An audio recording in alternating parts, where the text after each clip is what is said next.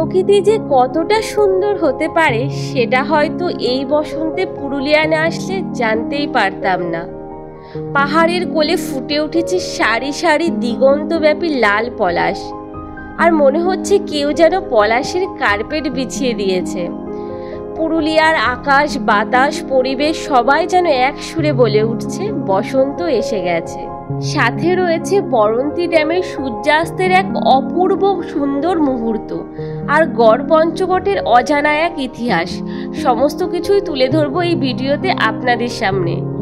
আর একদিনের মধ্যে কিভাবে পুরুলিয়া গিয়ে খুব স্বল্প খরচে ঘুরে আসতে পারেন সমস্ত ডিটেলস থাকছে এই ভিডিওতে, তাই শেষ অবধি ভিডিওটা দেখতে থাকুন। তো আমরা বেরিয়ে পড়েছি পুরুলিয়ার উদ্দেশ্যে। এই চলে এসেছি হাওড়া স্টেশনে। 19 নম্বরের ট্রেন দিয়েছে, হাওড়া চক্রধরপুর এক্সপ্রেস। চলুন গিয়ে দেখা হবে। আমাদের ট্রেন চলে এসেছে, আমরা যাচ্ছি। S5 এ আমাদের সিট আছে। এসে গেছি আমরা ট্রেনের কাছাকাছি। ট্রেনের সময় হয়ে গেছে, এখন ট্রেনে উঠে পড়ব। One eternity later. এখন সকাল বাজে 6:45। আমাদের ড্রাইভার দাদা এসে গেছে স্টেশনের বাইরে। আমরা নেমে পড়েছি ট্রেন থেকে।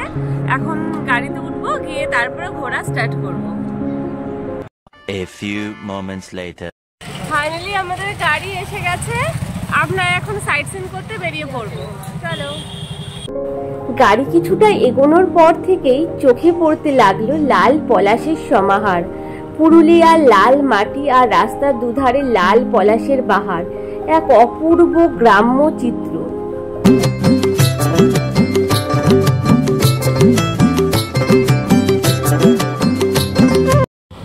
রাস্তায় যেতে যেতে দেখলাম যে এই জায়গাটা পুরো লাল হয়ে আছে পলাশে, তাই গাড়ি থেকে না নেমে থাকতে পারলাম না। আমি তোমাদের একবার পুরো ভিডিওটাই দেখিয়ে দিচ্ছি যে এই জায়গাটা এত সুন্দরভাবে পলাশ ফুটেছে, জাস্ট অসাধারণ লাগছে। আরেকটা ইনফরমেশন আপনাদের দিয়ে রাখি, যদি পলাশ দেখার প্ল্যান করেন তাহলে এই মার্চ মাসেই চলে আসুন, কারণ পলাশের যা কন্ডিশন পুরো মার্চ মাস জুড়েই কিন্তু পলাশ আপনারা পুরুলিয়া আসলে দেখতে পাবেন।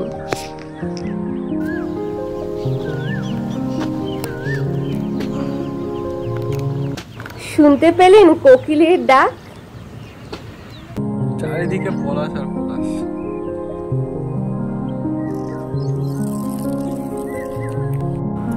প্রথমেই আমাদের ডেস্টিনেশন ছিল গড় পঞ্চকোট, তাই পঞ্চকোটের দিকে এগিয়ে চললাম।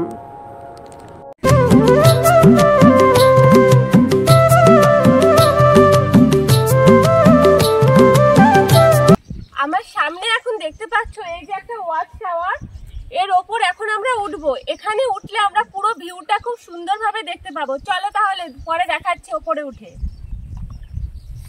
এই গড় পঞ্চকোট ছিল পঞ্চকোট রাজাদের রাজধানী, আর এখন যেটি দেখা যাচ্ছে সেটি হলো পঞ্চকোট রাজাদের নির্মিত দুর্গের ধ্বংসাবশেষ মাত্র। আর পিছনের যে পাহাড়টি আপনারা দেখতে পাচ্ছেন এটি হলো সেই পঞ্চকোট পাহাড়।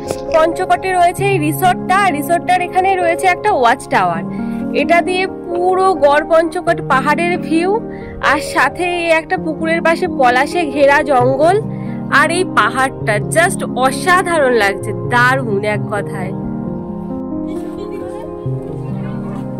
এই যে পুরুলিয়ার ট্র্যাডিশন, আপনারা আসলে অবশ্যই এই ধরনের পুরুলিয়ার এগুলোকে কি বলে, মুখোশ। হ্যাঁ, এই মুখোশগুলো নিয়ে যেতে পারেন বাড়িতে সাজানোর জন্য, খুব সুন্দর সুন্দর রয়েছে। আরো অনেক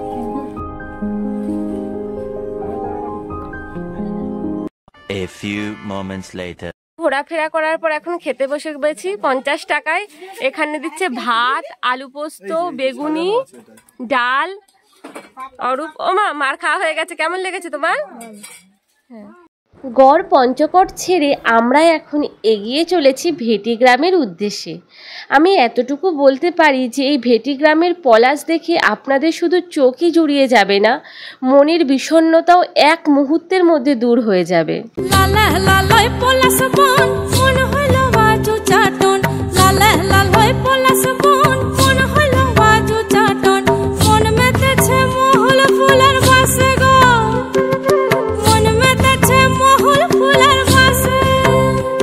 আমার মন মেতেছে মহুল ফুলের বাসে গো।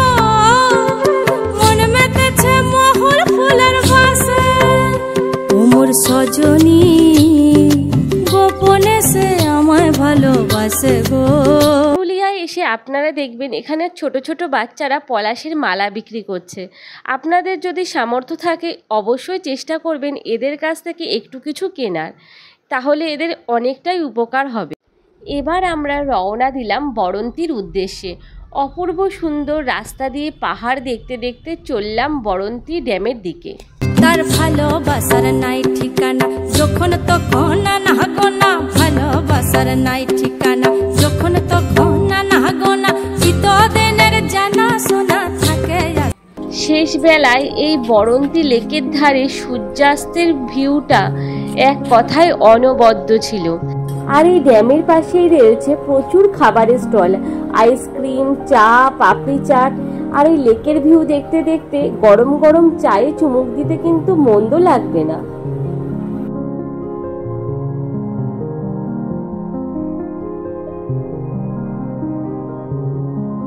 অবশেষে রাতে আমরা চলে গেছিলাম কল্যাণ লেক রিসর্টে। এটা কিন্তু একদম বড়ন্তির পাশেই। হাতে যদি আপনাদের কম সময় থাকে, একদিনের মধ্যেই পলাশ ও পাহাড় দুটো দেখেই বাড়ি ফিরতে চান, তাহলে কিন্তু প্ল্যানটা এভাবে সাজিয়ে নিতে পারেন। রাত 11:35 হাওড়া থেকে চক্রধরপুর এক্সপ্রেস ধরে চলে আসতে পারেন আদ্রা স্টেশনে। এরপর গাড়ি ভাড়া করে সারাদিন ঘুরে নিন এবং রাত 10:30টায় আবার চক্রধরপুর এক্সপ্রেস করে পৌঁছে যান হাওড়া। এখন যেহেতু সিজন টাইম, তাই গাড়ি ভাড়া 2500 থেকে 3000 চাইবে, কিন্তু আপনাদের একটু বার্গেনিং করে নিতে হবে। ড্রাইভার দাদার নাম্বার আমি স্ক্রিনে দিয়ে দিলাম, যোগাযোগ করে নিতে পারেন। আর ভিডিওটা ভালো লাগলে কিন্তু অবশ্যই লাইক, কমেন্ট, শেয়ার করে সাবস্ক্রাইব করে দেবেন। টাটা, দেখা হচ্ছে পরবর্তী কোনো ব্লগে।